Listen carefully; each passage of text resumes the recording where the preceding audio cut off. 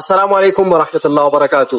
ወደ አልሂዳያ ኦንላይን ቁርአን ማዕከል ለመመዝገብ ስትመጡ ይቺን አፕሊኬሽን በመጀመሪያ ማውረድ እንዳትረሱ። የዚህ አፕሊኬሽን ጥቅም ምንድነው ልትሉ ትችላላችሁ።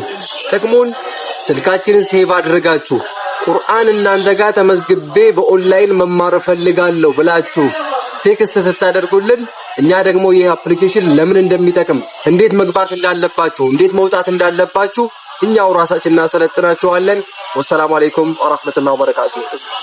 السلام عليكم ورحمة الله وبركاته.